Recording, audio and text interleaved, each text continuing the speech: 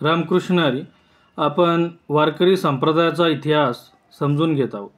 मागील भागामध्ये आपण वारकरी हा शब्द वारीकरी या शब्दाचा अपभ्रंश असावा, तसेच वारी हा शब्द जुन्या वाङ्मयांमध्ये एरझारा या अर्थाने आढळतो आणि संत ज्ञानेश्वर महाराजांच्या काळातसुद्धा वारी हा शब्द एरझारा याच अर्थाने घेतला जात होता असे बघितले. त्यासाठी काही उदाहरणं म्हणून संत ज्ञानेश्वर महाराजांच्याच वाङ्मयातील काही उदाहरणं आपण बघितली होती. आज आपण माळकरी पंथ अथवा भागवत धर्म या विषयावर चर्चा करणार आहोत. माळकरी पंथास भागवत धर्म असेही म्हणण्याचा प्रघात आहे. अर्थात वारकरी संप्रदाय या संप्रदायाला माळकरी पंथ आणि भागवत धर्म अशा दोन नावानेही संबोधले जाते. या पंथास माळकरी हे नाव वारकऱ्यांचे मुख्य बाह्यचिन्ह जे तुळशीची माळ आहे तिथवरून पडले आहे. ज्याप्रमाणे यज्ञपवितान वाचून द्विज होणार नाही, त्याचप्रमाणे तुळशीच्या माळे वाचून वारकरी होऊ शकत नाही. इतके महत्त्व या पंथात तुळशीच्या माळ गळ्यात धारण करणे या गोष्टीस आहे. मुद्रा लावणे, भगवी पताका धारण करणे इत्यादी वारकऱ्यांची बाह्य चिन्हे म्हणून सांगितली जातात. पण या सर्वात पंढरपूरची नियमाने वारी करण्याइतकेच ज्या गोष्टीला महत्त्व आहे ती म्हणजे गळ्यात तुळशीची माळ धारण करणे हे होय. त्याचे कारण असे की वारकरी हा श्री विठ्ठलाचा उपासक आहे व श्री विठ्ठल म्हणजे भगवान श्रीकृष्णाचे बाळ स्वरूप आहे. त्याप्रमाणे वारकरी हा विठ्ठल भक्त म्हणजे कृष्ण भक्तच असल्याने कृष्णास म्हणजे विठ्ठलास प्रिय असणारी तुळशीची माळ यालाही प्रिय आहे व ती तो आपल्या उपास्य देवतावरील प्रेमाचे निदर्शक म्हणून धारण करतो. ही माळ तुळशीच्या काष्टाची मण्याची असते. तिचे 108 मणी असतात व मध्ये मेरू असतो.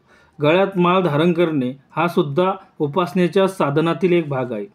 शैव हे रुद्राक्षाची माळ धारण करतात, गाणपत्य हे पोवळ्याची माळ धारण करतात आणि शाक्त हे कवड्याची माळ धारण करतात. या दृष्टीने हे सर्व लोक माळकरी आहेत. पण वारकरी पंथात गळ्यात माळ घालणे याला अनन्यसाधारण असे महत्त्व आहे. शैव, गाणपत्य, शाक्य हेही माळ धारण करतात, पण ती जपण्यापुरतीच. तिचे काम झाले म्हणजे ते ती आवडेल तर गळ्यात ठेवतात किंवा वेगळी बाहेर काढून ठेवतात. पण वारकरी पंथात एकदा गळ्यात माळ घातली म्हणजे ती केव्हाही काढता येत नाही. ती त्याच्याबरोबरच जावायची. जर ती तुटली तर सांप्रदायिक वारकरी हा ती पुन्हा गळ्यात घातल्याशिवाय अन्न ग्रहण करणार नाही. या कारणाकरिताच वर आम्ही तिला यज्ञपविताची उपमा दिली आहे. पण खरे सांगावयाचे झाले तर पविताचाही दृष्टांत कमीच आहे. कारण यज्ञपवित हे संन्यास घेऊन टाकता येते. अर्थात गृहस्थ आश्रमातून किंवा ब्रह्मचारी आश्रमातून ज्यावेळेस संन्यास घेतला जातो त्यावेळेस यज्ञपवित हे संन्यासी टाकून देतात. मात्र माळ एकदा गळ्यात घातली की तो कोणत्याही आश्रमातला असला तरी तो काढू शकत नाही. ती त्याच्याबरोबरच असते, ती केव्हाही काढायची नसते. अशा रीतीने गळ्यात तुळशीची माळ धारण करणे हे वारकऱ्याचे जवळजवळ व्यावर्तक बाह्य लक्षण असल्याने या पंथास माळकरी असेही म्हणतात.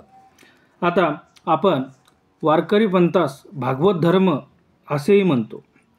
पण श्रीमद शंकराचार्यांनी त्यांच्या शारीर भाष्यात किंवा ब्रह्मसूत्र शंकर भाष्य ज्या भागवत धर्माचे खंडन केले आहे, अर्थात शंकराचार्यांनी भागवत धर्माचे खंडन केले आहे. पण तो भागवत धर्म आणि आपला हा जो भागवत धर्म आहे हे दोन्हीही भिन्न असे पंथ आहेत.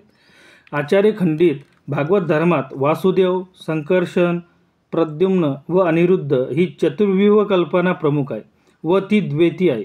उलटपक्षी वारकरी पंथ हा जरी भक्तिप्रधान असला तरी निसंशय अद्वैत मताचाच पुरस्कार करणारा आहे व वारकरी संप्रदायामध्ये व्यूहकल्पनेचा यत्किंचितही मागमूस नाही.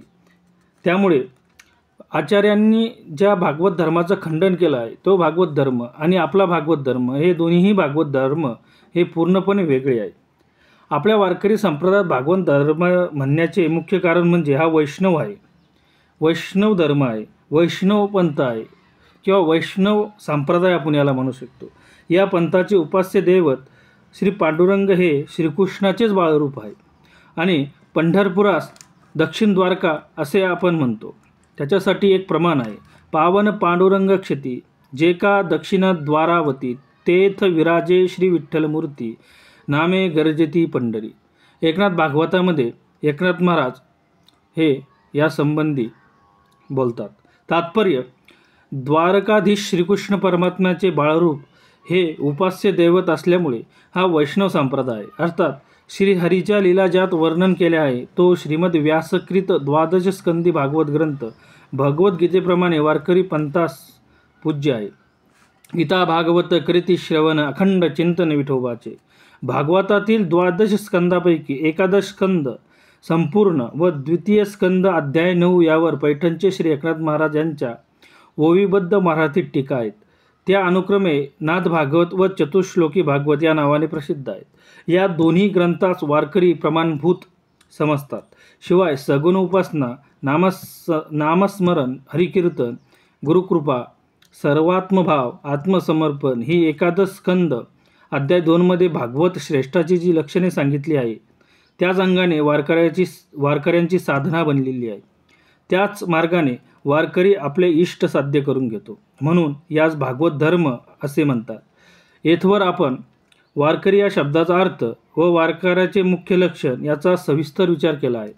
आता पुढील भागात आपण वारकरी संप्रदायाच्या इतिहासाकडे वळू.